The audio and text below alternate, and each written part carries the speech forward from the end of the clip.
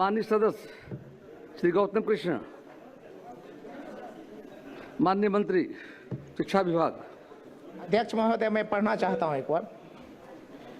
क्या शिक्षा मंत्री साहब बिहार शिक्षा विभाग यह बतलाने की कृपा करेंगे, क्या यह बात सही है कि राज्य सरकार द्वारा जारी शिक्षक नियुक्ति कैलेंडर के अनुसार प्रत्येक वर्ष उत्तर संलग्न है।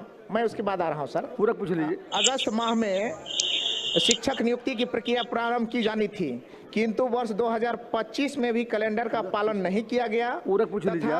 वर्ष 2026 में भी अब तक TRE 4 की अधिसूचना जारी नहीं की गई। यदि हाँ तो शिक्षक अभ्यर्थियों की, तो ये मेरा प्रश्न था।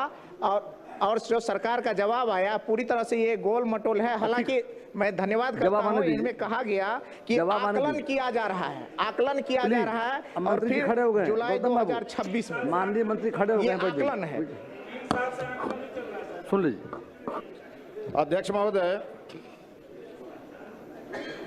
खंड का स्वीकारात्मक है।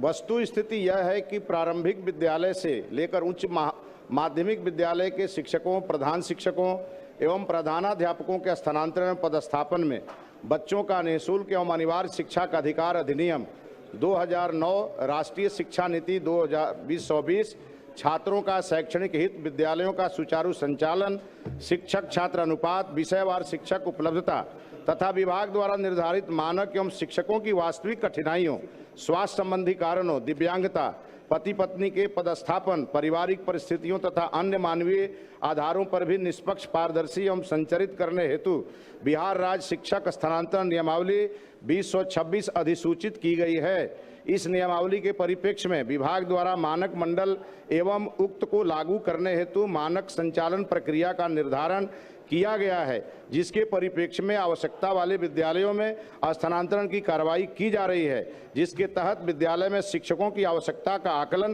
किया जा रहा है।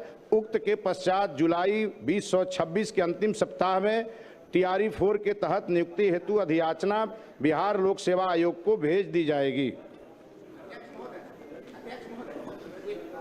सप्लीमेंट्री है कि अब जो आकलन किया जा रहा है, एक तो आकलन का काम सरकार बहुत दिनों से कर रही है और लाखों अभ्यर्थियों को लग रहा है कि एक परीक्षा दिया, एंट्रेंस टेस्ट दिया, उसके बाद BEd किया, DLEd किया 2 साल का, उसमें तो अब फिर और कई परीक्षे होते हैं, उसके बाद स्टेट किया, तब CTET किया, फिर टीचर फॉर्म भरेगा, अब PT होगा, फिर मेंस होगा, फिर उसके बाद मेरिट लिस्ट बनेगा। तो मेरा सरकार से आग्रह होगा कि पूर्व की भांति अब कई परीक्षा उन्होंने दे चुका है, स्टेट और CTET में वो ऑलरेडी PT का परीक्षा दे चुका है, तो अब एक परीक्षा पे उनका मेरिट लिस्ट बने, ये मेरा आग्रह होगा सरकार और मंत्री साहब से। और एक सर से एक आग्रह होगा,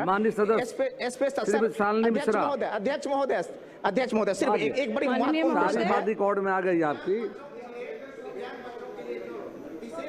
अध्यापक शिक्षक नियुक्ति के लिए प्रक्रिया प्रारंभ की गई।